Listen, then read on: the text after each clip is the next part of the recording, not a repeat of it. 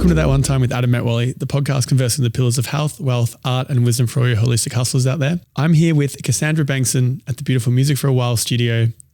Cassandra, welcome to the podcast. Thank you so much for having me, Adam. Thank you for coming on. This has been a fun little meet. We met at an event. 2 days later, we're doing a podcast together while you sneak into New York for a little while. Just jump. I love it. Just jump. So for those who are unfamiliar with your story, can you give us a snapshot of your journey specifically around acne and how it impacted you and where it led? Growing up, I always struggled with pimples, but as I went through school and especially middle school, it took over my entire face and my identity. Like 60 to 90% of my face, chest, and back was just like covered in pimples. And it really became my identity because people would call me things like pizza face or connect the dots or freak of nature. And the bullying was horrible because that's crazy. I just wanted to be friends with people, right? Yeah. I had tried so many medications. I saw 20 doctors, both MDs, DOs, holistic health practitioners, and I just couldn't find things that worked for my skin. And I basically started applying makeup, and I figured out how to cover it using layering techniques. Mm-hmm. So then I somehow became a model.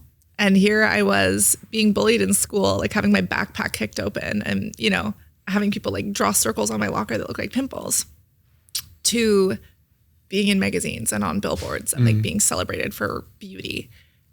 And I was like, well, both of these people don't fit in the same body. Yeah. So there was this little website in 2009. No one really heard of it. It was called YouTube. Mm-hmm. And there were these girls online who were talking about makeup. And that's kind of how I was learning new makeup techniques, since my mom rides motorcycles and doesn't apply skincare or any cosmetics. And I decided I wanted to film my own video for that. Never thought that it would explode or that people would watch it and see my biggest insecurity and how I stripped it off and how I would get ready every day. But people did. And I experienced the loss of my modeling career, some of the worst hate comments of my life, but the most beautiful community and the most amazing start to this journey of self-acceptance and diving into learning medical aesthetics, figuring out what's in our products, how they work for our skin. And now I'm the acne big sister. I'm here to help other people like really understand their relationship with beauty. Why do we feel that we need to show up a certain way? And then give you the information that actually allows you to like take control of, here's the products or the things I'm choosing, and here's why I'm choosing them and why I'm going to make these work for me. So did you ever find out what caused it? Yes and no. So medically, acne is always caused by the same things. Mm-hmm. We have this little acne bacteria in our skin. It's totally normal. And it's called Propionibacterium acnes or Cutibacterium acnes because it's, it's cutie. Cutest. It's the cutest. It means skin, but yeah, it's cute, right? And for some people, their skin explodes with acne, and other people have this bacteria and it doesn't do anything. I never got pimples. It was crazy. And I thought I would. I was waiting and it just never happened. You probably have the bacteria, but your skin doesn't react negatively to it, right? Okay. And that bacteria, like any living organism, it eats and it farts and shits and it produces waste, right? And this bacteria eats oil. So the bacteria needs to eat the oil in our skin, and then it's producing this waste. And when all of that is happening in this tiny little area in your skin called the pore, it can really swell up and get inflamed. And those are the key components of acne: oil, inflammation, hormonal changes, and this clog. And for some people, it takes over and it can be a really severe nodular cystic form of acne. For other people, it could be just blackheads or whiteheads. But all of those fall under the umbrella of acne. And those are the main causes. But then there's things that people don't talk about as much, such as how our stress levels impact our hormones and therefore impact our skin, how our sleep can impact our skin and our acne, how our food and what we're eating. For some people, like you can eat pizza and chocolate and be fine. And for someone else, it could cause really horrific breakouts depending on how their body reacts to it. Mm-hmm. So there's some science and there's a lot of things that are very individual. Yeah. Yeah. So what was the turning point with all of this? Because I noted when I looked into it, you have one kidney. I do, yes. So you couldn't take Accutane or any of the more heavier medications yet. Yeah, I also have 2 female reproductive systems. don't know what that means. Oh, I have 2 vaginas and 2 Really? uteruses. Yeah. Wait, what? Yeah, long story. Hold on. I was born a little funny. And I didn't find out about this until I was trying to go on Accutane and I was trying to go on drugs. And the doctors were like, hey, so actually you're probably not a match for this medication. Everything looks normal from the outside, but on the inside, I was like supposed to be twins or something. Wow. No clue. Wow. But I got some spaghetti. Wow. So organs. well, I mean, I don't know if One this is kidney. too deep of a question, but can you still have children normally? Is that? Good question. Some people with this condition called uterus didelphys, some people have. Other people have a hard time. Okay. It's not something I've particularly tried at this point. Okay. But yeah, I don't know. Interesting. Wow. Yeah. Anyway, we digress. We digress. But the reason that this was so interesting when I found out about it was because I thought, oh my God, this is the explanation to why my acne was so bad. Because I thought this is all hormonal. Like a hormonal thing. Right. And then I spoke to doctors and they tested my hormones and they were like, sorry, honey. And like your one kidney, it functions at 100%. So like you're cool. But probably has no major impact on your skin. Interesting. I was like, damn gotta it. crack the code. Yeah, damn. Well, what ended up cracking the code? For me, education, understanding the ingredients that actually work for acne that are medically proven, understanding holistic ones, and then all of those other factors such as sleep, stress, and diet. My journey specifically, there was a lot that was dietary that I needed to work on. I didn't realize that, I couldn't process certain foods or that I would have stomach issues and that would lead to inflammation and stress. I was under a lot of stress at the time. Yeah, no doubt. Figuring out who I was, I think that's still a journey that I'm on. But like, that's stressful. That You gotta journey put yourself never ends, in a right? box. Yeah, I gotta like show up and like be an adult today. Yeah. I refuse. Yeah. Okay. Cheers to that. Yeah. Okay. So specifically with your experience, what products worked for you, and is there a nice foundation that will at least support others at the bare minimum? Yes. The main thing that I learned is that there are 4 ingredients that have been proven medically time and time again to treat acne that you don't need a prescription for, and they're considered non-drugs. And if you feel like you've tried everything, look at your skincare products and see if they contain these ingredients, because these are the ones that have been proven time and time again to help. And those 4 are benzoyl peroxide, which is basically just putting oxygen in the skin. Then there's salicylic acid, which actually comes from like the willow bark of trees. It's similar to like aspirin. Then there's sulfur, which is that element that smells like rotten eggs, but can really dry up pimples. And then retinoids, which are amazing for anti-acne, anti-scarring, anti-wrinkles. And fun fact, retinoids are actually made in our eyes, in the retina of our eyes. So they're pulling it out from eyeballs, like Hannibal Lecter style. Yeah. Wow. Not like Hannibal Lecter ophthalmologist vibes, but from carrots, they can get it from animal or plant-based sources. But those are the 4 ingredients that you actually want to look for.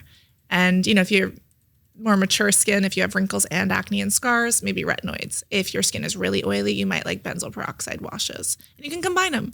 And then, of course, there's drugs that doctors or dermatologists can prescribe or give to you. But there's also the holistic things, or the things like a lot of people have seen benefit from tea tree. Yeah. Obviously, don't put it direct on your skin. But I just send it. You just full send, burn. Yeah.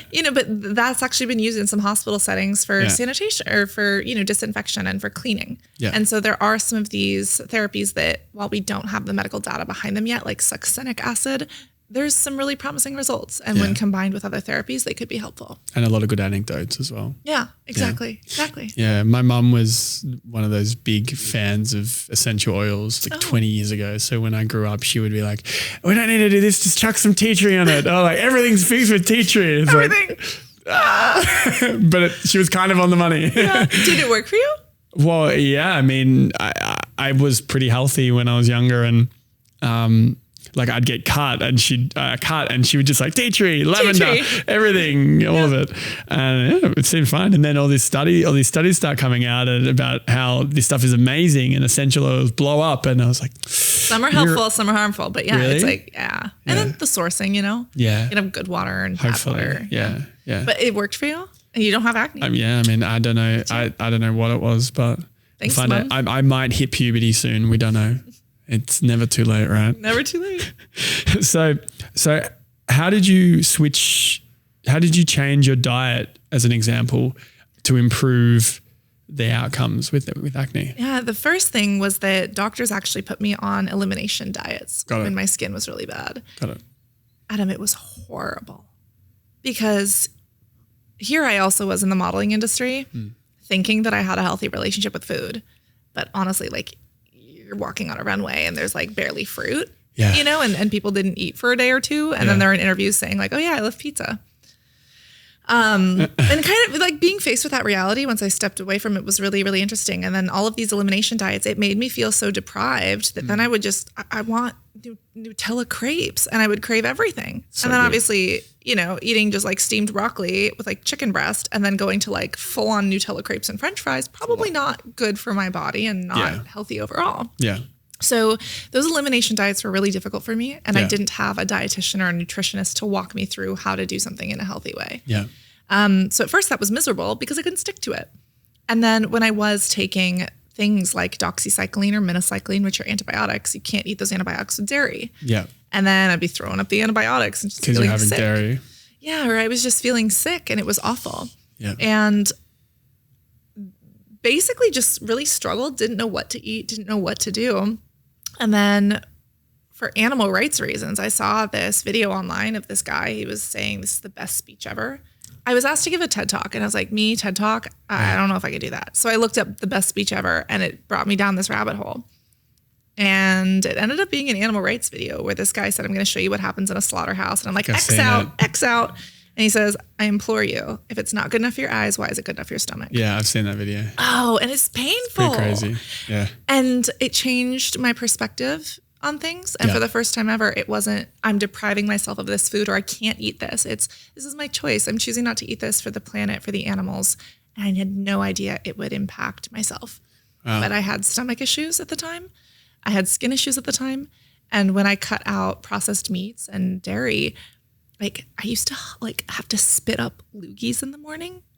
You ever just like wake up and you're like, you just gotta spit? I had to do that every single day. When I stopped eating dairy, that stopped happening. And I was like, why can I breathe so much easier? Interesting. And the mucus production production just like plummeted for me, right? Yeah, I mean, everyone is different. That's Everyone's the thing. Different. And some things work for people amazingly and they don't work for others, which is a caveat. But I think the important thing is to just try things. Right. And like for some people, the carnivore diet works perfectly, right? Yeah. But for me, I was just like so surprised by that. And then as I stuck to it, I was like, wait, this is actually really good for my skin and my body. Yeah. And I still break out if I don't use skincare. So there's like the element of skincare and stress. But So are you vegan now still? I am, okay. yeah. How long have you been vegan for? Oh my gosh, maybe 8 years. Okay. Yeah. But like for some people, you know, everyone's biology is different. And that was actually something I had to learn when I was becoming a nutritionist and, you know, adjacent to medical aesthetics. And I was like, okay, some people process foods differently and our biological makeup is different. And I really hope that with everything that's happening with AI, that we can get really personalized with medicine and care, because there's so much to be said about how our different genetics and our epigenetic changes react to literally what we put in every single day helps us rebuild. Our skin renews on average every 30 days. Yeah. How can you tell me that what we're putting in our bodies is not also impacting what we get out? Yeah. So they say abs are built in the kitchen. They are. Hell if I know, but eating the vegetables and the nuts and the legumes, it sure makes me feel better. Yeah, definitely.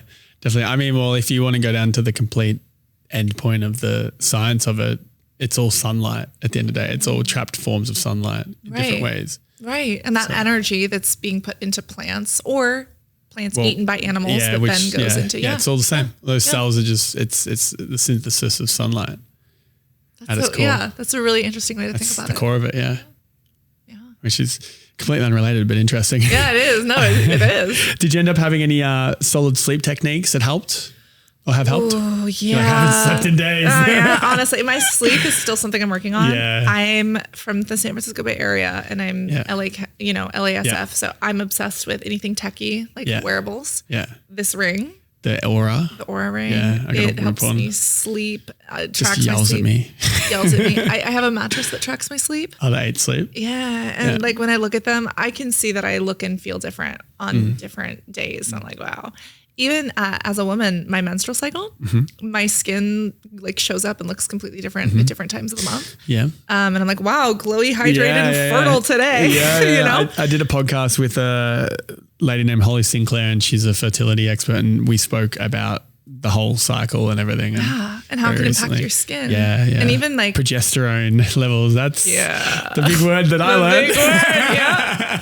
And even for men who like maybe run on a more 24-hour cycle, like your hormones can impact your skin, your mood, all of that. Yeah. But sleep, I need to optimize a little more. My best tips, red light therapy is actually really good for sleep. You like it? There's some preliminary studies that are promising, and I love it for my skin. So I'm like, hey, let's go. So in the mornings or at night? Mornings and at night, honestly, both. Seems fun. And then also just like tracking my sleep. I think awareness, being aware of sleeping or not sleeping and how it makes me feel the next day. Yeah.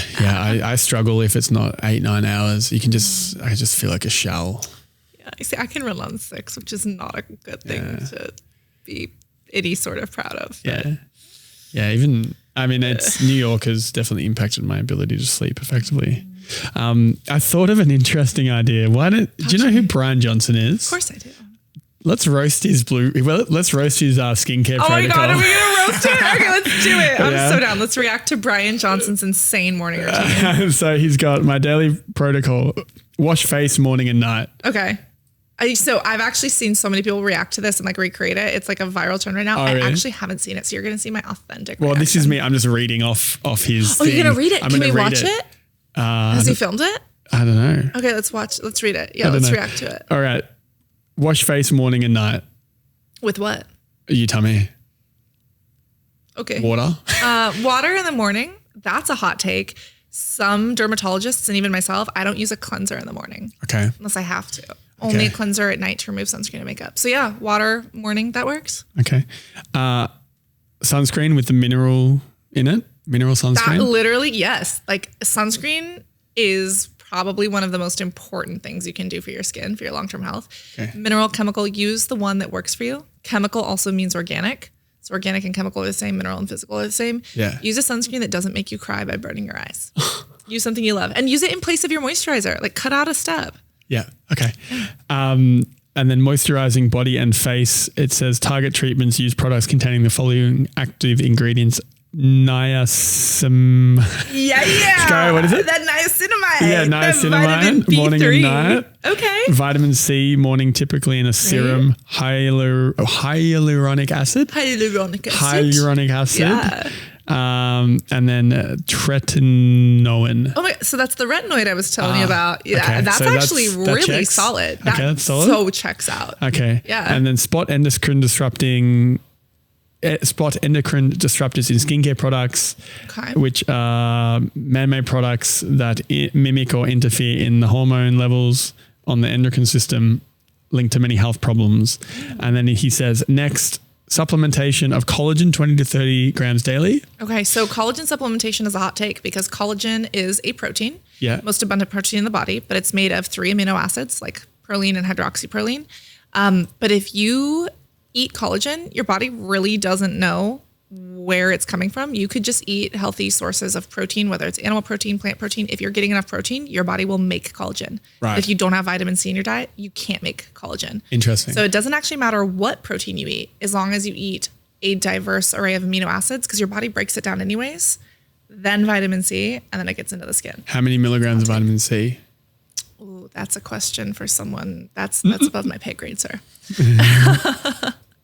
Don't know for sure, but enough that you don't get scurvy, and you actually can't really overdo it on vitamin C. Yeah, because it's water soluble. So if you take too much, you piss it out. And like bell peppers have more vitamin C than an orange. Like snack on some bell peppers. There we go.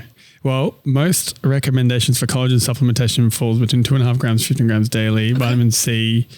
What do we got here? 1,000 milligrams. Okay. 250 to 1,000 milligrams together. There you go. Yeah, together. Oh my God. This is actually... I just Googled that. Oh, okay. I was like, is that part of his routine? Because that actually sounds like it's on log. Okay. Pair with vitamin C to boost collagen synthesis. That's exactly what he said. And then niacinamide again. Oh yeah, that vitamin 15 milligrams. B3. And then hyaluronic acid, 120 milligrams. And then he says, here are some pro tips. UV tinted windows to block 99% of UV damage. Smart. Yes. Excessive a little bit, but smart. A UV umbrella during high UV times. Honestly, yeah. Or the weird ass face masks, like the shields. You ever walk around with shields? No. We should go for a walk on the High Line with our shields. Okay. Yeah. Okay, maybe we can do the podcast with the shield. There we go. Like a little quick talking podcast. Call it the sun shield segment. Yeah. Microdosing Accutane. Ooh. 40 milligrams weekly. Okay. For what? For hair? For skin? I don't know. That's the same for thing as the retinoid. Blemish-free skin. The retinoid that I told you about, same thing as Accutane is a ton of it. Accutane or Roaccutane, whereas tretinoin is the topical or on the skin version. And then the over-the-counter non-drug versions are retinol, retinal, or retinoic acid esters. And yeah, and then red light therapy 3 times a week. Oh my God, wait, that's so good. So that is his skincare routine. What would you give it out of 10? Genuinely, this sounds like one of the better to best skincare routines I've ever seen from like a non-medical doctor. Right. All of those things are things that either have studies behind them or are proven to actually work. They're in the correct orders. They don't contradict each other. They don't cancel each other out. So it's 10? That's like a 10. How, and like how I don't could give it be 10s. Improved? Sheesh. Well, he's spending a lot of money on this shit, so I'm guessing. Maybe like less expensive, or like water. Yeah, like drink some water, eat some veggies, because I think that. I think he eats all veggies. Oh, does he? Just like eats a crazy Is amount of veggies. Is he plant-based? Yes. Oh, I didn't know that. Yeah. Oh my God, wait, am I like onto something? Yeah. I mean, feel so validated. I think he's plant-based for ethical reasons, not for like longevity reasons. He said that. Yeah. You can also eat chicken and stuff. Okay.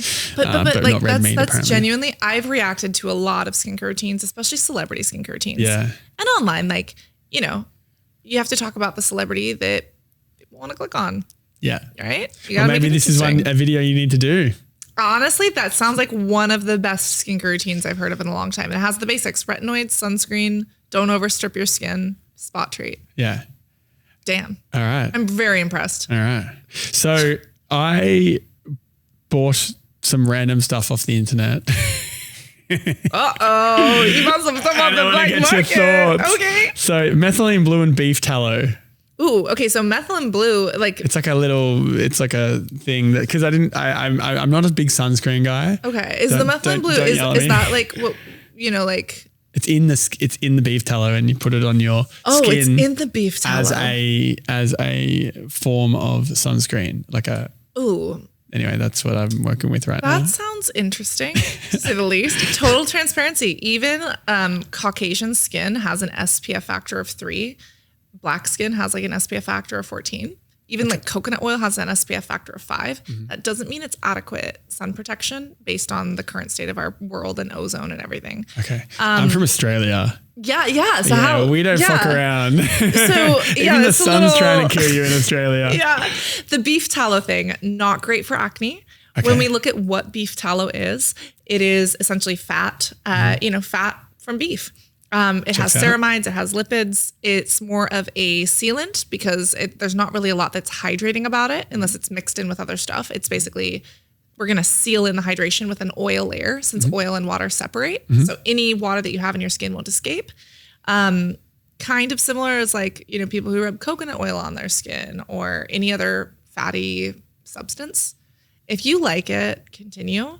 But I have it's definitely a trend. My skin is. You do look really good. I am the worst person for this because I don't use sunscreen. I don't use moisturizer. I don't wash my face. I look like I'm 21 and I'm 33 this year. Good genetics. So you're gonna like negative 17 for the no sunscreen. Yeah, like, I know. Sorry, but not sorry. I know. Like my skin is crawling. Yeah. I'm so sorry. It's okay. Just and make I'm from sure, Australia as well. Yeah, let's make sure you don't get those basal cell carcinomas. Like, let's do some mole checks. All those places. I have done the mole checks. I think we're chilling, but I probably should check again. Like yearly? No. Okay. Yeah. ABCDE EFGs of skin cancer, sir. I don't know what that means, but. Well, you should definitely get, first off, are they asymmetrical? This is what people should write down. Okay. Are they asymmetrical? So if you cut it down the middle, Are they completely even, or does the mole or the blemish look weird on both sides? Interesting. B is the border. Is it very clean cut, or is it like a little bit bumpy and a little bit weird? C is the color. Is it all one color, or is it a different color? D is the diameter. Is it larger or smaller than a pencil eraser? And E, is it evolving? Is it changing? You want to make sure that if there's a yes to any of those A, B, C, D, E's, you go get it checked out. Put sunscreen on it. No, you go get it cut out with most surgery.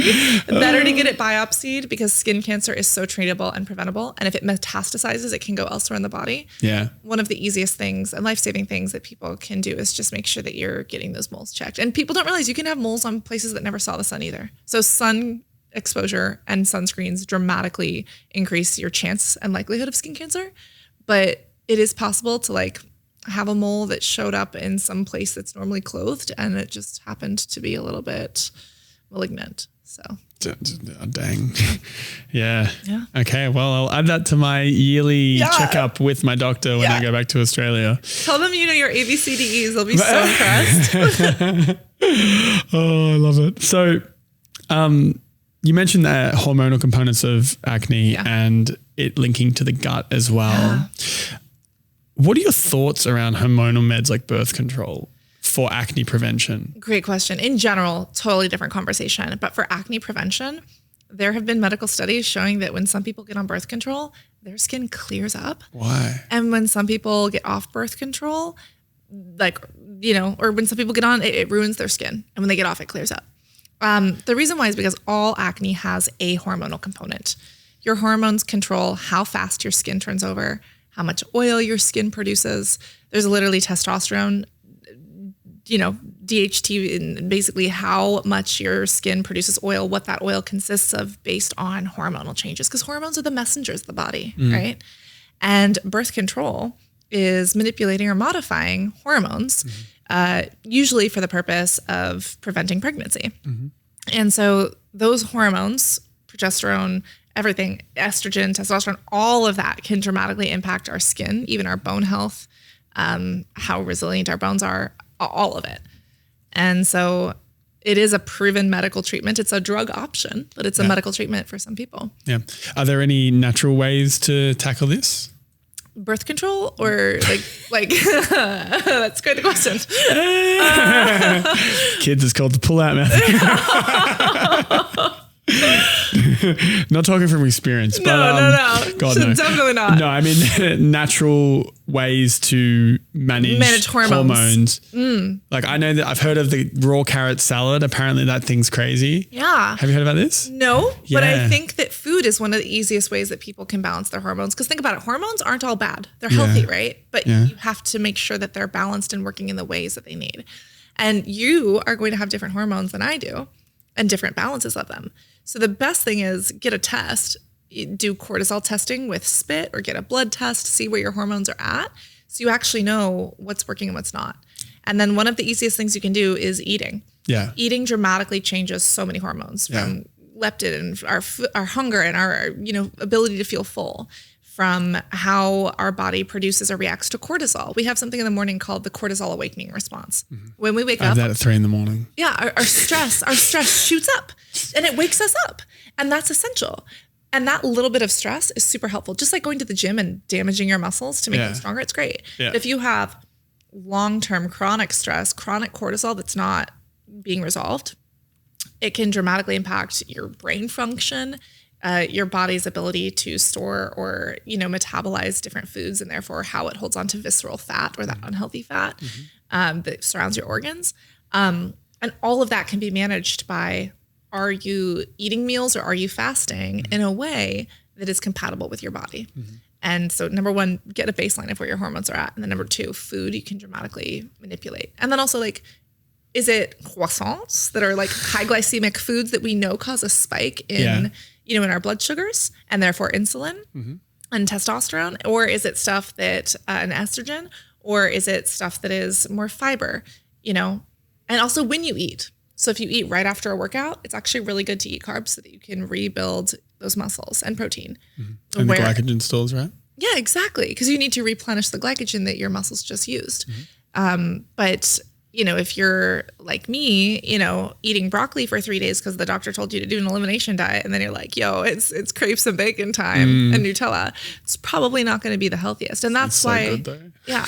And that's why for some people, keto is really hard because even if they're sticking to a keto diet and they're in ketosis, if they binge eat on weekends or they have those cheat days, you're basically eating the SAD, the standard American diet. Yeah. And that's why any diet that's really extreme like that can be hard if people aren't able to stick to it properly. Yeah, that makes sense. I looked at the raw carrot salad. So tell me what's that? So basically it's this viral salad, this guy called like Ray Peat.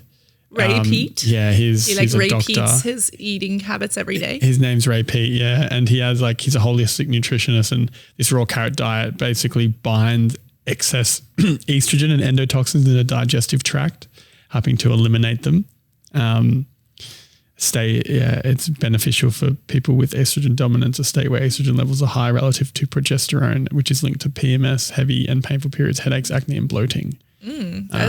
Really interesting. And carrots actually have beta carotene, which is a retinoid, which that goes in. That's an acne treatment. Yeah, so maybe the raw carrot salad could be super helpful for people struggling with acne. Vitamin C, vitamin A, maybe. It's kind of got a lot of stuff in it. Maybe. It's kind of hitting a lot of, listen, I don't think eating carrots is going to be harmful for anyone. If you eat too many carrots, you turn orange though. That's fine. Temporarily. You just be a little oompa loompa. Yeah. But I give me the recipe. I kind of want to try it. It's literally shaved carrots, sea salt, olive oil, and apple cider vinegar. That's it. Oh, can I put something else on it? I mean, I guess so, but maybe it surprisingly tastes delicious. Really? You've had it? Yeah, I had it daily for a while there. Did it help you improve your hormonal function? I don't know. Everything was fine already. You're like, I'm perfect and I look perfect. I'm just a natural athlete and blessed. And my mom gave me essential oils as a kid. So yeah. That's right. I walk on my toes. Okay, got it. Yeah. And I have a little twitchy eye sometimes that I don't know how to fix. That's fun. Yeah. But you actually walk on your toes? You don't ever just I think I'm just autistic. Oh, I love that. Yeah, a little neurospicy. Neurospicy walk. Yeah, that's what I got. Tiptoeing around. I went on a date a while ago and this girl was like, oh, you have like a really cute bouncy walk. And I'm like, it's because I'm autistic. And she was like, oh. She's like, that's a lot to unpack. And then she's like, you know what? I think we should just be friends. You got a rhythm with autism, okay? You got it. Like, you just have to. There's some life. I've never heard anyone say that never before. Heard that? No. And on another episode of Love on the Spectrum. Oh, shit. Okay. We digress. Just quickly, though. I love doing this podcast. If it's positively impacted you in some way and you would like to support us, please subscribe. By subscribing, it allows us to build a much bigger base of listeners, which results in better guests, better production, and a better show overall. Alternatively, please take a look at the affiliate links of the products that I use and love in the comments below and consider purchasing using those links. They'll give you a discount and they'll also provide the podcast a small kickback. These are two very easy ways for you to support us as we continue to grow the podcast that we absolutely love doing. Thank you for your support, and now back to the episode. I want to jump into the moment when you revealed your face with acne and all on YouTube and went viral. The whole career fell apart by the sounds of it. What were you feeling in that moment? Why did you do it? And then what led from it? The first moment that I decided to do it actually doesn't exist anymore, because I decided I want to be a part of this group of girls that talks about their skin and their makeup. I want to be a part of that community. Since I'm not a part of this community at school, I have no one to talk to. People are being mean to me. I love my mom. She doesn't do makeup. She rides motorcycles and raises chickens. Can you ride a motorbike? I can. I do. Okay. Dual sport. Kawasaki versus. Fuck yeah. Yeah. Anyways, but that's my mom. So I wanted to be a part of this community. Yep. But I was still so insecure about my acne. I vividly remember filming at the sink, my parents' sink. I was 15, 16. I'm washing, maybe 16, 17. I'm washing the makeup off. And then I stopped recording on the camera. And then I went and I applied light powder. So you could still see the blemishes, but it was like way less. Yeah. Way less. Yeah. Like that. Like it was awful. And then, I picked back up. I was like, this is my skin. Let me put more layers on. And I was editing it and I couldn't post it. because it was a lie. Do you have it somewhere? No. This is 2009 laptop. Okay. It probably got water spilled on it and the battery exploded. Classic. Yeah. But like, I couldn't even post it because I was like, this is so fake. And to me, one of my core values is authenticity. Yeah. And I couldn't. I think it was like maybe 3 to 6 months later, I was doing like nail polish reviews online and like other stuff to try to be a part of this community. And I was like, I don't see anyone else talking about this. This is literally what got me through every day. And the feelings were super nervous. Mm-hmm. The feeling of anonymity, a little bit safe because no one knew what a YouTube was. Yeah. This was a group of girls on this random corner of the internet that no one knew about. It wasn't like I was broadcasting it. Like, it's not like it is now. No, you're like, when you post something online, you want people to see it. I was like, this is like my little secret. Like, this is our little group chat. I've heard that before with early YouTubers. I've had a few friends that are really big in YouTube and they said the exact same thing. Yeah, I just posted this little thing and then my friends started seeing it at school and I was like, oh, fuck. Yeah. But nobody watched it. And at first, I was crying before I filmed it and you could kind of hear it in my voice and you could like see the sniffles. But I was basically just trying to reach this group of girls who were posting and then also anyone who was struggling because I didn't know anyone else who was able to cover it the way that I was. And like, dude, I was booking work as a model. I was like, I exist in 2 different bodies. This is really weird, really weird. And after I posted it, I was actually really scared of the response because of what had been told to me at school. So I didn't log in for 6 months. I literally backed away from the internet for 6 months. And when I came back, it had views and it had comments. Oh, God. And I was scared. It was awful. And I also came back at a time that I was in a really, like it was like my first relationship. And I was like really, really unhealthy. So there was a lot going on in my life at the time. And essentially that video started blowing up and it was posted in 2010. It wasn't until 2012 I was filming a Victoria's Secret makeup tutorial in my parents' living room floor. Yeah. And I get this phone call and I pick it up and this girl's like, hey, my name's Allie. Robin Roberts wants to talk to you on Good Morning America tomorrow. Can you? Wow. And I was like, what's a Robin Roberts and what's a Good Morning America? I grew up with one kidney and no TV. Okay. I didn't know what this was. Yeah. She's like, well, we're in New York City. We want you here tomorrow. And I was like, well, I'd have to call my mom and like figure out how to get out there. She's like, oh, no, we'd book your flight. I was like, what? Next thing you know, it's 4 a.m. It's 7 a.m. here, 4 a.m. in my brain. And I'm sharing my acne tips with my curly hair that I can't control that I was always bullied for on national television. And Andrea Bocelli, like the guy who sings the Italian opera who's blind, that like my dad listened to like on repeat from my entire childhood, is like sitting there in the corner. I'm just like, what's happening? Insane. And all of a sudden my biggest insecurity was national news. I saw all these articles about me. People from my school then started popping up and like saying things. And I would lose modeling gigs. They were like, hey, we know what you actually look like. We're going to dip out of this campaign. Or like, this is bad PR. And I felt like my life was falling apart. I was in an awful relationship. There was lots that was happening that was very bad, all accumulating. And I thought my life was over. And I've had multiple moments in my life like that. I've struggled with mental health and been really open about it. But like, I thought my life was over. And little did I know that that was when my life was beginning. It was pushing me in a direction of finding my passion, what I've personally experienced and how I can help others through that pain, what I care about and what I understand so viscerally. And it gave me this unrelenting passion to want to understand it, to study this, to learn about it, and to try to help other people and learn these ideas, be in this comment section, build these communities that are based on, the education and the products that we're using and not just what we look like when we leave the door every day. Yeah. Wow. It was the best. That's a wild, best worst thing that ever happened. Yeah, it sounds like it. And then I got like a $6,000 check from YouTube, and I was like, "Wait, I can make money on this." Excuse me. Yeah, one day, $6,000. Yeah. I was like, "That's a thing." Yeah. Oh, it was weird. It was weird, and I never saw it as a business until later on. And I was like, "Wait, I can provide value and get paid for the value I provide." Yeah.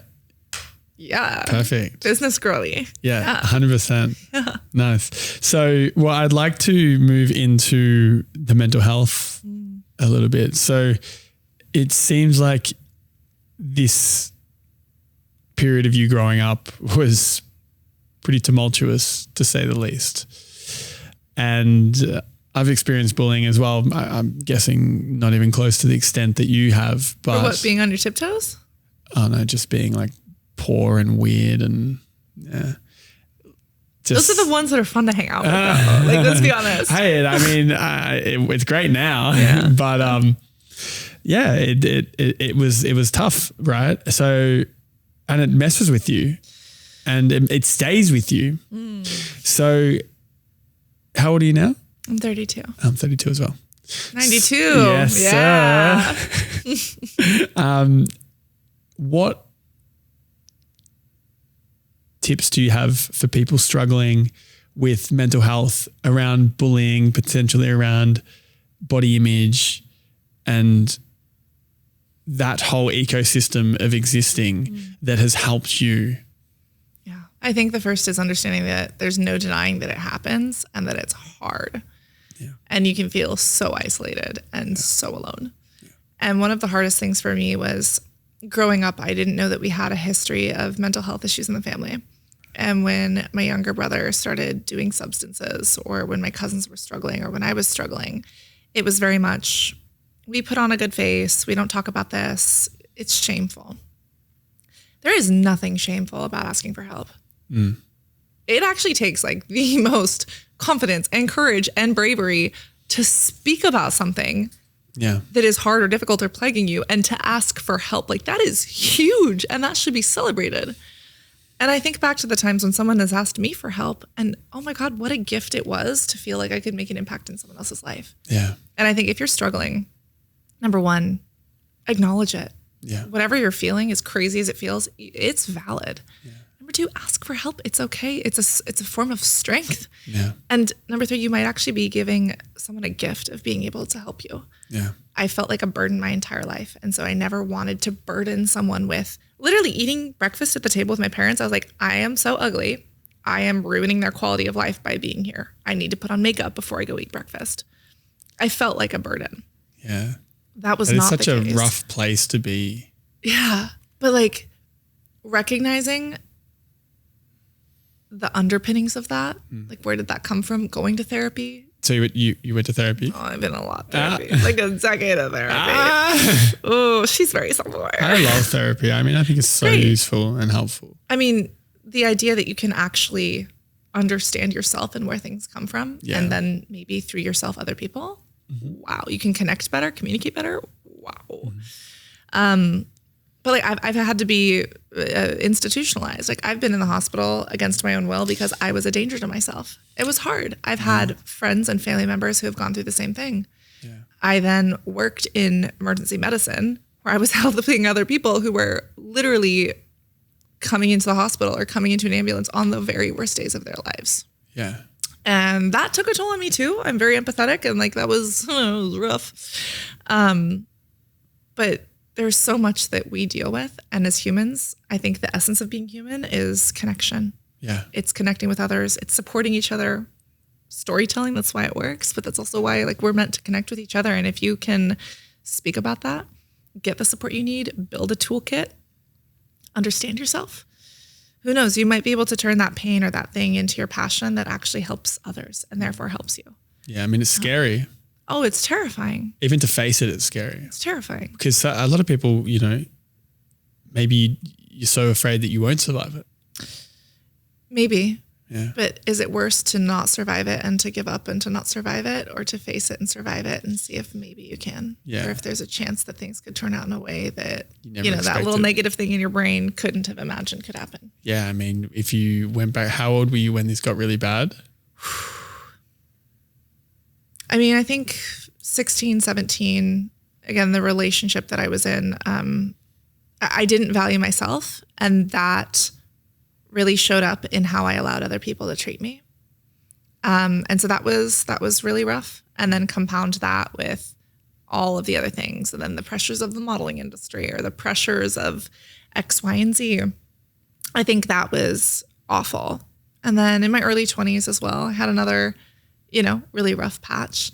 And even like 2-3 years ago, I was like losing my hair. I was so stressed out, struggling with like an identity crisis, personal issues, work issues. And even just like those feelings of inadequacy that come up and take over. Like I was that girl with acne. Even when my skin is fully clear, when I don't have these little blemishes, I always see and treat myself as the girl who has acne.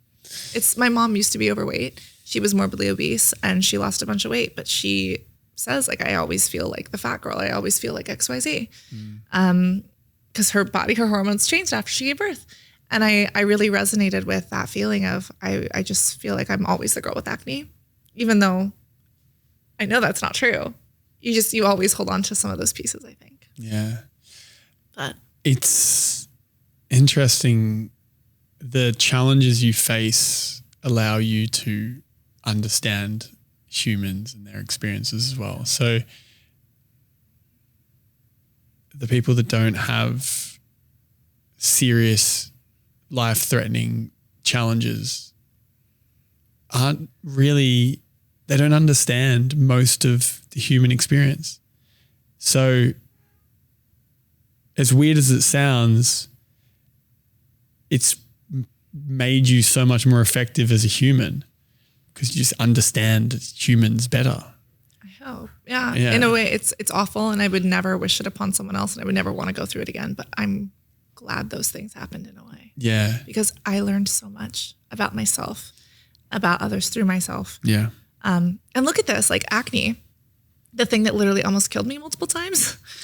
It literally gave me the reason that I live and wake up every day and I'm excited and I'm invigorated and I have purpose, like I get to help other people through this. I get to touch their faces. They're entrusting me with their bare skin, their biggest insecurity, their body's biggest protector.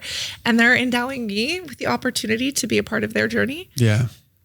That's the biggest gift. Yeah. Like, yeah, it is insane to think about. Yeah. And I don't want to say it's a monolith. I don't want to say that every single person can turn, their biggest vice into, their passion or their career. But like, if you have others can. Yeah, honestly, why not? And like, for me, that was the experience and I'm so grateful that it happened. Yeah. Like if I could go back, I wouldn't redo having acne. I would have gone through it. Yeah. I've thought about that. And in the past, there's been some very key moments in my life where, I've gotten pretty close to the edge and I've been like extremely depressed or anxious or sad or gone through some really hard things. And you kind of look at who you are today. Well, I look at who I am today and I go, well, I wouldn't be this person without all of that. And I kind of like who I am right now. So unfortunately, got to keep it. Yeah, I got to keep it. Got to keep it. Yeah. And also like, if you're really, really struggling, again, like reach out, but also like give yourself a couple months. Yeah. So like, okay, if I don't feel hope or if I don't feel better once in 6 months, but just the way like I used to push homework deadlines, maybe I could push other deadlines that I arbitrarily give myself. Yeah. And I'm like, wow, I felt hope today, or wow, I felt invigorated or excited about something today. Yeah. If I could feel that once, maybe I could do it again. Yeah. Yeah. I went to Tony Robbins' Date with Destiny in December and he has this video of this guy where there's one of the nights is like suicide night. Have you heard about this? No. Yeah. One of his like days is he basically sits with, he says, is anyone feeling suicidal right now? And like someone comes up, people put their hands up and then he talks through all of it with people. And it was interesting. This guy comes up and he is, saying he's feeling suicidal, etc. And they have this dialogue for like 10 minutes and then he starts to crack like into a bit of like a smile and things. And Tony stops him and goes, no, this is not part of the brand. What are you doing? And it kind of threw him off. You can't be like that. That's bullshit. Like you're depressed. You want to kill yourself. Yeah. No smiling. And it was funny. I like remember noticing that and thinking it's an interesting shift because it allows people to go, you know what? Yeah, maybe I feel really bad right now, but there are moments that are still beautiful and fun. And the more you focus on those, the more you end up, I think, getting more of them in a strange way. Oh my God. So this reminds me, last night I was talking with Gary Vee and we were talking about social media algorithms and how I was personally noticing a lot of my friends and family around me and even myself, like it's always a negative headline. Yeah. That's what attracts views, right? Yeah. And he's like, don't forget how much power you have over those algorithms. It sounds just the same. It's like there are those moments that are so fulfilling. And if you focus on them, you'll see more of them. And Gary Vee was really like yelling it into me. And he's like, just spend an hour looking up happy stuff. Like my algorithm's not negative. I was like, damn, boy. Honestly, it's valid. It's valid. Yeah, it's valid. I have recently gotten onto Twitter, especially since being in America, because it's much more US focused. And I've gone down a really rough rabbit hole, but now I'm realizing that I'm in the rabbit hole and I'm now blocking the pages that I was really into, because I'm like, I've got the information from this now. I need to switch the algorithm into something else. So it's I love that you have that awareness. So valid. Yeah. And that's hard to like cut ties with things. Especially if it's something that you used to like love or find comfort in. Yeah. Like sometimes that's part of growing up. And listen, you can't grow into who you're meant to be if you don't let go of who you are today. Yeah. Whether that's the identity of depression, or I'm the girl with acne. I'm like, no, I'm the acne big sister. Or I'm a follower of this Twitter account. No, blocked. Done. Blocked. Goodbye, old friend. It was a nice chapter. So wrapping up, I have a few just general questions about life and living it. So what's the biggest thing over the last 2 years you've changed your mind on? Ooh, my sexuality. Interesting. It's a hot take. It's hard because I thought of myself as a certain way. What was it? Growing up, my first kiss was with my best friend who was a girl. Okay. And I had a really traumatic experience with a guy that was my first and like only boyfriend. And then I dated a girl after that, and I was traumatically heartbroken, and I was single and celibate for 8 years. Like, wow. I did not kiss anyone, hold hands with anyone, go on a single date for 8 years. And a few years ago, a whole bunch of stuff happened in my life, and my hair was falling out. And I was like, wait a second, who am I? Who am I attracted to?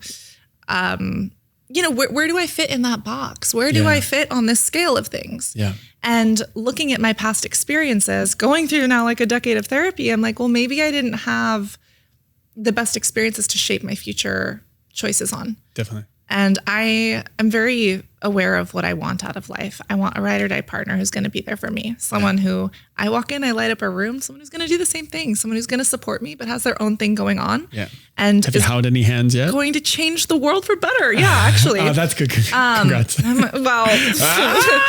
had my first kiss in 8 years was in June. And then the person ended up not being who I thought this person was. And that was disappointing. I was like, I made out with this. Damn it. But hey, it's a volume game. Just keep going. I was 30 and I had only kissed 5 people. Anyways, we're changing that. The long story, it's been really traumatic. And then I had to like dig down deep and be like, okay, there was a lot with my acne that made me feel unworthy of love. Yeah. Even really now, hard. I'm like, I didn't want people to see my skin or my back, which stopped me from being intimate with people.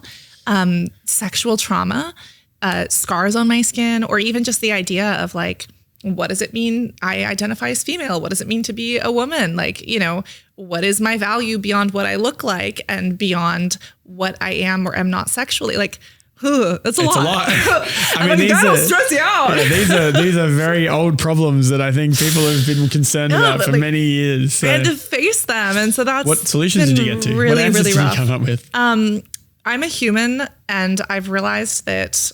That's a good start. Yeah. I realize that I'm a Homo sapien. I am a human. Yeah. And I have the ability of finding things in other humans that I find exceedingly attractive and that I'm really enamored and inspired by. Yeah. And sometimes there's a physical intimacy part to that. Other times it's personality wise. Yeah. But I think I'm still figuring that out. And so what I'm doing, I'm going on dates, and I've like kissed more than 5 people now. Fuck yeah, let's go. So yeah, that's a big thing. I like the first 3 kisses, I was like, hey, have you ever had a cold sore? Like, do you have herpes simplex 1? Like, have you ever eaten pork? H. pylori? Like, I was neurotic. It was awful. Cold sores, so most of the population does. So I literally would interview this person in the heat of the moment. And I'm like, so H. pylori before you're this far, is a natural it is. gut. It is. It's a natural gut bacteria. And like more than 50% of the people have it. But like, look at how I was showing up. Yeah. Like I was a little neurotic. Yeah. Okay. We're getting over that anxiety. Right? And it's normal. Exposure therapy. Just go and run down the street and make out with boys and do a series on it. I don't know if I'm ready for that yet. Yeah, it's a lot. And it was like June of last year that I was like, well, here we are. And that's a lot too, especially because I identify so strongly one way for so long. And I'm just like, so are you now confused? Confused. There's a lot of gender identities out there. There's a lot of cool people. I'm attracted to humans exclusively, so I guess that's a start. But okay. Yeah. What is that? I feel like there's a name for that. California? Sorry. Oh, I think pansexual. Yeah. I was like, oh, cooking pans. Yeah, you know? yeah. Somebody's attracted to a vibe. I mean, I get that. Sapiosexual. Yeah. I mean, like, listen, if I'm not attracted to someone's personality, if they're not intellectually stimulating, like, I'm not interested. But yeah. Will that change in 5 years? I don't know. Yeah. Well, I did a podcast last week. We released it with this lady named Laurie Cooper. She's a New Yorker that does real estate, but her whole thing is dating and dating and real estate. Well, no, she's a real estate agent, but okay. she's gone into dating context, and she's in her 80s, and she's just like, girls, this is where you go in New York City to do X, Y, Z. And she does these meetups, and we did this whole podcast on what 80 years of marriage and dating experience lessons she might have. Oh, I actually love that. I just was listening to it again because I listened back to most of the episodes, and I was listening back to it. And one of the interesting things she said was, you really got to just like the conversation, basically. That's because, and I've been thinking about this because looks fade, but all you have left with someone that you end up marrying and being with for your whole life is a conversation.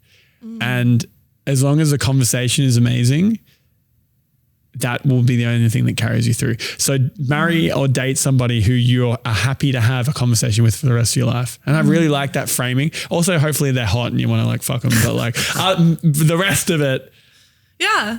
Or core value alignment. I think that kind of goes into conversations. If you have a core value with someone, you can talk about it. Yeah. No, or like, everyone's like, oh, I married my best friend. I'm like, that sounds so nice. Yeah. All my best friends are married or not interested, but like, yeah, my best friend's so nice. My best friend's a bloke with 2 kids and a partner living in Australia. So that'd be kind of weird. Yeah, a little. He's a sweetie though. Yeah, that was huge and life changing. And like the stress I felt, I actually broke out. And then there goes that cycle of, I have acne and like I'm breaking out on my chest and my back. Like, how am I supposed to even get close to someone? How am I even supposed to wear a dress like this on a date? Yeah. Like, and here come all those insecurities from before. Yeah. And I haven't spoken about that at all, other than with friends and therapy. So like, hi internet, here we are. Yeah, that was, I mean, it's still rough. Yeah. Yeah. But here we are. But it's like you've been here before. So maybe you come out of the hole a little bit faster. Yeah. Hopefully. Or maybe I just dig my way back into Narnia. Like I was so far into the closet. Like it was rough. 8 years is a long time. Yeah. That's a long time. Yeah. Wow. Well, and like, even before that, just putting labels on myself, trying to understand where I fit in with those things. And then just be like, honestly, it's like a moment of, this is overwhelming. Fuck it. Man, I got to like a month. No, but like it was overwhelming to try to box myself in. I'm like, I don't know what I am. I don't know how I identify. I don't know who I am. I am human and I am here. Yes. So I'll just show up and try my best. Yeah, I think that's all you can do. Yeah. But it's rough, you know? I think you figure it out. I hope so. You will. All right. I think I love your confidence in my ability. Yeah, you've done plenty so far. So why can't you figure this one out? What's the difference? One feels harder. It doesn't mean it's easy. You figure it out. Yeah, but like this is harder than like putting myself out there on the internet. Really? Yeah. Well, why don't we start a new channel purely for your dating life? Cassandra's bad dating takes. That'd be funny and fun, and it'll be interesting. I love that. Oh, I could see it now, like 8 years celibate, single and celibate. Like that's did a good. Did not hold hands. I wonder if that. No, but what if my mom ever sees it? What if my dad ever sees it? Let her. That'd be great. If my kid was like, I'm worried about my kid just, sleeping around. No, my daughter's been 8 years celibate. That's great. That's the best outcome for like a dad. Single and celibate's a good handle. Is it? Is that, should I like it on Instagram? And Oh, there we go. Look, it's my dating life. It's calling. It's like, hello. It's like, hey, start that channel. Oh, that's so good. That's so good. Here we are. Yeah, yeah. Well, keep me updated because I'm invested. I would subscribe. I feel like it's so unhinged. It's like, if I ever end up becoming a dermatologist, like, hello, Dr. Bankson, I saw your Single and Celibate podcast. Like, I don't know. I need to maintain I don't know. Your composure. And then, you see those Instagram comments. Some things are better left unsaid. Like, I don't want to be the person on that person's feed, But also fuck them. Yeah. Or don't fuck them. Or don't. Depends. Right. Nice. All right. Well, that was not where I was expecting that to go, but I'm here for it. Yeah. What is the kindest thing someone's ever done for you? Oh, gosh. Oh, I'm going to cry. There have been so many people who have done so many kind things for me. I think one that immediately comes to mind is I was in Italy and I was planning on doing a little meet and greet, like an impromptu meetup with some subscribers who had struggled with acne and wanted to meet. I was in this foreign country and my phone was dead and my dad was gone and I didn't know where I was. And I was there. This is like the day after a very famous fashion designer called me way too fat and was like, why did you even show up to this casting? I was like, I flew across the world for this. Thanks. Which again, body image issues, don't even get me started. And so I'm showing up to this cafe, trying to get them to plug in my phone with my adapter. And the Italian man is like, it's for customers only. And I was like, I'll be a customer. My dad has to get back. He has my purse because he was holding it. Please, please, please. I need to meet up with these friends. They're waiting for me. I promised them I was going to be there. I'm lost in this foreign city. And I was feeling hopeless, lost, abandoned, alone. And this guy's like, no, it's for customers only. And I was digging through my pocket, trying to find the coins that I had to purchase the smallest thing. I was like, what's the cheapest thing? He's like, gelato. I was like, okay. I was trying to purchase this and I didn't have enough money. And my phone was dead. I couldn't reach my dad. Abandonment issues. I felt like I was just lost. And I'm in this cafe and I just start crying. And this stranger comes up to me and literally puts the gelato down in front of me. And was like, I heard you needed gelato. Don't worry about it. And literally gives me the gelato and then gets my phone charged. And I was just I burst into tears. And I was like, this stranger doesn't even know me. They just spent money on me. They probably just think I'm some bitch that wants a fucking ice cream. They literally just reconnected me to my feeling of safety, of community, of connection, of being able to navigate this world. It's my first time here. One of the nicest things a stranger has ever done for, this lady that probably looked crazy speaking English, in a foreign cafe. Mm-hmm. And that's a moment that will always stick with me, just the kindness of that stranger. How old were you when that happened? 23 maybe? Okay. 22? How did that impact the way you showed up for other people moving forward? If at all? Give when you can. Yeah. Help when you can. Yeah. Kindness.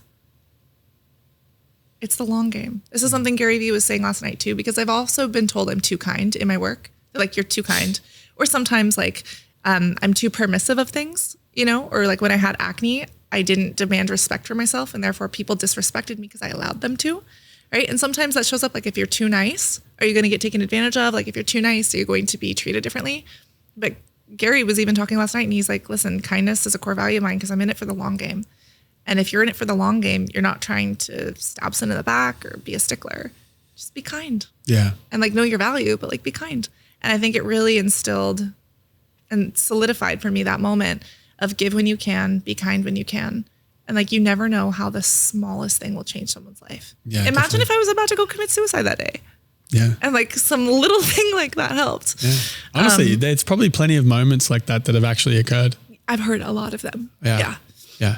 Well, I mean, look, people saying you're too kind, the big 5 personality traits. Have you heard of this? So basically everybody's on a spectrum of these 5 different personality traits. We've seen, say 1 to 10. What am I? And it's just, I don't know, but there's the 5 of them are openness to experience, conscientiousness, extroversion, agreeableness, and neuroticism. So you're just high. You're just high in agreeableness and there's nothing wrong with that. Maybe. It's just a different type of person. Even if I'm not agreeable, I'm listen, that works for them. I used to be this is the only way, this is the right way, black or white thinking, this is right, this is wrong. Yeah. Dude, everything's on a spectrum, including my sexuality. What the hell? Listen, what's right for you if it doesn't harm yourself or others? Yeah. Live and let live. Someone said a really funny sentence that I'd never heard of before, and I use all the time now. Don't yuck somebody's yum. Yeah. I never heard that Really? last year. That's And that is hilarious. Last year? I'm not on the internet or following anything. Oh, but like in New York. No idea. In America, you hear that like age 6. No. Okay. Wow. That's a new one, but I liked it. I liked it a lot. Don't yuck my yum. Yeah. That works. You know what? I have a similar story that has really shifted the way I've approached kindness as well. It was 2022. We just gotten back from Coachella. We were my friend and I were dusty and tired, and we are sitting, waiting to pay for our petrol, aka gas, at the petrol station, in our hire car, and he goes to pay it and his car's not working, and he's getting frustrated because he's got no serotonin left, and this guy next to us just goes, "Oh, don't worry about it, I'll pay it." And it was like $20, and I look at him and I go, "Oh, I'll give you some money." He said, "No, don't worry, pay it forward." And then ever since then, pretty much every week I've tried to pay it forward and that was 3-4 years ago. And that will stay with me for the rest of my life, and I will try to pay it forward as much as I can. Like yesterday, I was with a friend. We were working at a cafe. I went to a bodega to get some food, and the girl sitting next to us said, "Oh, is this weird if like you quickly grabbed us some food and I Venmo'd you?" And I said, "No, go for it. It's fine." So anyway, I got us some food, brought it back, and she's like, "What do I?" And I said, "No, don't worry about it. Just pay it forward." And it's a really nice little way I feel great. I love it. And people are shocked. Yeah.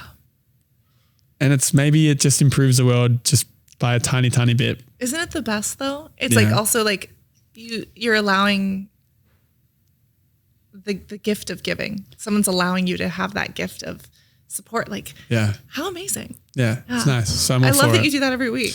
That's it's in my reminders.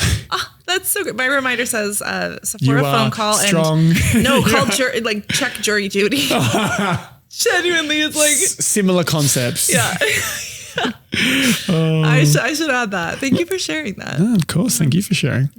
So what is a book that you've gifted to people the most? A book that I've gifted to people the most. Oh, I should probably gift more books. I gift memes. What is the meme that you've gifted the most? Oh, sorry, I'm a child of the internet. Probably like the unhinged capybara memes, that say like, "You're a light in the world," and like, "I'm all mental, no health, like anxiety. You will get through this. You are loved."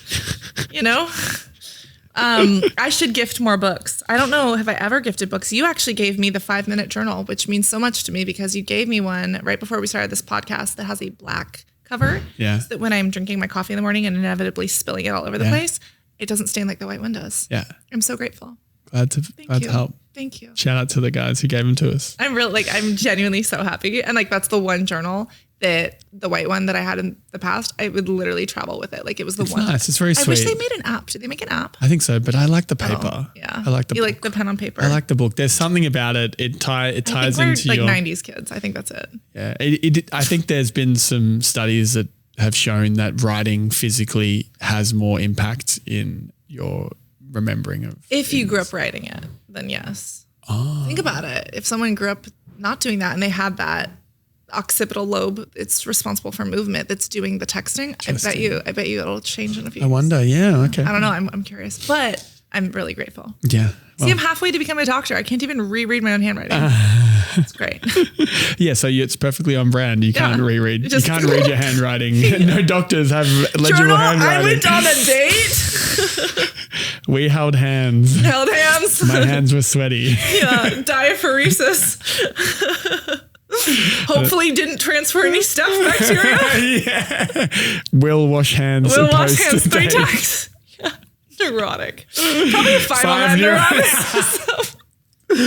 Oh, okay. I love that. So one of my last questions is, what if you could know the absolute truth to one question, what would it be? Oh, it's terrible. It's the red pill or the blue pill.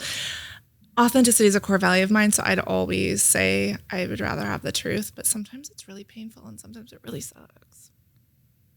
So what do you want to know? Life, the truth of life. Really? Yeah.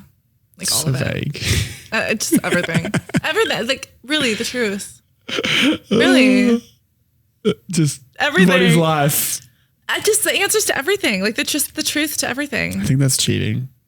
Maybe if I'm like not my mom's favorite child, maybe I don't want to know Do you that. want to know that? Maybe We can not find out. that. Do you want to text her? No, I've asked her before, it's point blank, and she always is like, "No, I love you equally." Until I'm Such a liar. so annoying. Until I'm so annoying that she's just like, "Shut up, you're my favorite." There's no way you can like everyone equally. There's no way. I feel like there's no way. That's what I kept telling her, but like don't I know. can't get her to admit it unless I like wear her down so much that she's like just angry and just wants me to shut up. Shut the fuck. Yeah. No, I'm trying to think. Is there any question? I don't know. Yeah, like the answers to the universe. Like, where do we go when we die? What is this all for? What does it mean? Is there God? What do we do? Are we a simulation? Is this even real? What do you think the answer is? I don't even know my sexuality. You want me to know the universe? Like, help. Maybe once you I've figure out learned the universe, you'll just by effect of dominoes figure out your sexuality. Maybe. I think I've just learned enough that the Dunning-Kruger effect, right? But the more I learn, the more I recognize I have no clue. Yeah, maybe like, I don't know, string theory. Yeah, you just want to casually learn string theory. Yeah, or like antimatter, like, like, is gravity actually a wave and a particle like light? I don't know. That's always Wow, that's where we're going. perplexed me. I don't know, everything. Just give me the truth. Give me the truth. Yeah, the truth. Okay. That was the wildest answer I think I've ever gotten. Really? Yeah. What do most people say? I don't know where we go when we die or random shit Just like give me that. the truth, yeah. Okay. So what is one lesson you'd hope that everyone takes away from this conversation? Ooh. I also think that it comes back to, you could be listening to this podcast, you could be watching it, but it doesn't matter what you and I look like. The impact we can have on this world goes so far beyond our physical appearance. Especially if you're listening on audio. Yeah. And like, imagine, like, even for me, even to this day, showing up to a date and being like, is this person seeing my blemish? Or, is it safe for me to wear this? Am I going to be judged for my scars or for my skin? And the idea that it's like, I would be depriving myself and this other person that I'm going on a date with of an experience because I'm worried about the way I look. Or speaking at that TED Talk, I was like, I don't know what to say. I'm too ugly. And I Googled, that animal rights video. But the idea that I would be depriving people of sharing these things on a stage, or that someone else would not speak on a stage or go to an interview or show up to an event because they're afraid of what they look like. Yeah. We're so hyper-focused on ourselves. Like, we don't even notice those other people, those things about other people. And I firmly believe that every single person has a gift, an experience, a light, a passion, a something within them that is so important that they are uniquely meant to share. And if any insecurity is getting in the way of you sharing that, get over it, figure it out. Mm-hmm. What you look like has no impact on the things that you can do for this world. Yeah. So you can use what you look like to, to enhance or to privilege or to whatever. Use the tools that you have. Like, if you have a privilege, use it, uplift others with it, But, oh my God, just go out there and do what you're passionate about and spread your light in that thing that is so important that only you can do. Yeah. And you don't have to necessarily do it on social media. You can do it with your school community or your friends or your partner. That doesn't mean you have to become a content creator. Not at all. The stranger in an Italian cafe who doesn't speak English and is crying over gelato. I've seen that guy. He's huge. Oh no, I was talking about. I know. Okay. I was like, is it the Istanbul guy with the ice cream? Yeah. That's his whole thing. Yeah, he's going viral on. Is he? No, I don't know. I subscribed. Immediate subscribe. Yeah. So no, it's great. I want to know, I don't know if you get comments or, if listeners can comment, but I want to know what people take away from this. Sure. And honestly, you asked me earlier what my favorite book is, The Alchemist. Every time I read it, I take something new. Literally listen back to this. And do you hear something new the second time? Yeah. What do you take from it? That's what I want to know. Well, I listen back to the podcast. I listen to most episodes because I'm working on getting rid of tics and little issues and getting better at, saying questions, is my tick. Whenever I have a gap, I say, and I don't need to say that. It doesn't add anything to the conversation, but that's what I'm working on. Did you say it in this conversation? I just said it a second Other than ago. that? Did you? A few times, yeah. I didn't even notice. Yeah, I notice. Oh. No one else has noticed, just me. Just you. Well, I mean, if anyone gets this far and wants to make a comment about how they felt about the episode and what they've learned, feel free to go ahead. So wrapping up, is there anything you are excited about at the moment that you want to let the listeners in on? Ooh, what am I excited about the moment? Life. Yeah. I chase my excitement. Yeah. I think if you find something that you're excited about in your work and what you're doing, you'll always have something to live for. And I think that not wanting to live really taught me that. Yeah. And for me, that could be the chemistry of skincare. There's a new skincare product that's coming out really soon from The Ordinary, which is one of my favorite brands. And it's the first time they're launching a sunscreen. Okay. Hope I'm not violating anything by saying that, but like, I'm so excited. There's some amazing events like Brandcast. Yeah. I may or may not have a date lined up. Yeah, I know. So we need a photo. I don't know. Oh. That's going to cost them royalties. Sorry. Oh. No, me. No, just me. Just I don't know. No, that would be crazy. Yeah, I don't know. But like, it's a big step for me. So, that's great. New skincare products. Yeah. Great. I'm excited about a lot. That's all very exciting stuff. What are you excited about? Life. My life's crazy. It's great. Yeah. Just living the dream, having so much fun, just doing cool shit. I'm also really excited to tell you that there's been a rat in the corner. You might want to cut this out, but like, I think it ate my croissant. I think croissant? It's been like running back and forth throughout the episode. And I didn't want to. It wouldn't have gotten up there, did it? I didn't want to tell you during the episode. That'd be so funny. I don't know. And like, it's New York, like it's a given here. Yeah. It's a given. But I was excited. A big one or a little one? A very tiny one. But I was really excited to tell you that because I was like, oh, we got a friend. Wow. Yeah. Okay. Well, now you know. Where can people find you if they're interested in learning more? Everything on socials is at Cassandra Bankson. It's like advice you give to your kid. Put your money in the bank, son. Yeah. It's Cassandra Bankson. Son. Yeah. And I'm a huge believer of speak up. And so say something, say hi, ask a question, make a complaint, tell me I look like a horse. It'll be great. Hopefully not. I don't know. I don't know. But I was like, sure, nay. No. It was an insult, but I took it as a compliment at the end of the day. I was like, yeah, I'm gonna reframe this. Yeah. Look at that therapy going to work. Yeah, you're killing it. Yeah. And this is the goal, right? Yeah, exactly. Yeah. And my last question for you is, what is the meaning of life?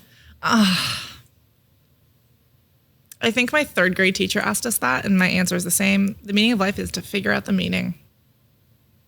Do the things, figure it out. Circular reasoning. Best. I like it. Yeah. All right. And if anyone's made it this far, please go to YouTube, search That One Time with Adam Metwally, give us a subscribe, like the video, and leave a comment. Do it, and literally leave a comment and let us know what stuck with you. Yeah. Cassandra, thank you. Yeah. Thank you so much. Cool. See you on the internet. Yeah.